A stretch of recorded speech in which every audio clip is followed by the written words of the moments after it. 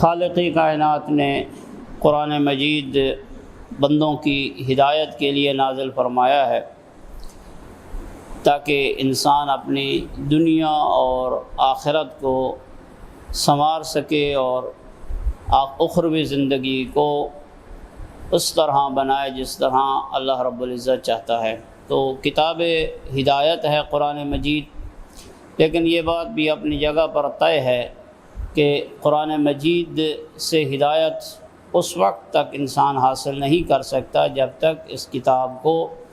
جس کے حقیقی وارث ہیں، جو وارثان کتاب ہیں، جو محمد و آل محمد علیہ الصلاۃ والسلام ہیں، ان سے قرآن مجید کو نہیں لیتا ہے۔ اور یہی ہمارا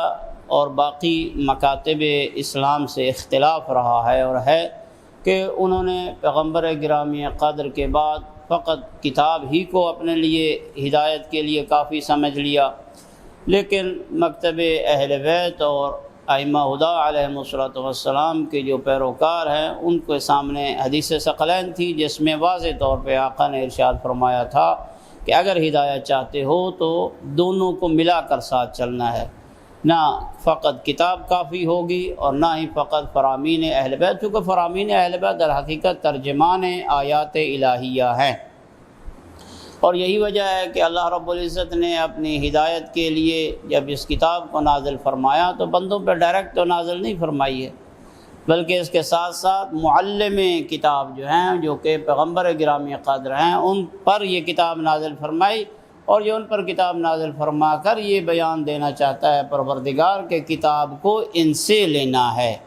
اگرنہ اللہ رب العزت قادر مطلق ہے، وہ کسی ذریعے سے اس کتاب کو ڈائریکٹ بندوں پہ نازل کر دیتا اور کہتا ہے یہ منشور ہے ہدایت کا اور آپ اس پہ عمل کیجیے، لیکن ایسا نہیں کیا اللہ نے، بلکہ اس کے ساتھ معلم بھی چھوڑا ہے کہ آپ نے، اور یہ وتیرہ اور یہ سیرت الہیہ ہے، سنت الہیہ ہے کہ جتنی بھی اپنے صحیفے اور کتابوں کو نازل فرمایا ہے تو اپنے برگزیدہ بندوں پر نازل فرمائی ہے۔ توریت نازل فرمائی ہے تو موسیٰ پر، انجیل نازل فرمائی ہے تو جناب عیسیٰ پر، تو اپنے برگزیدہ بندوں کے ذریعے سے اس کتاب کی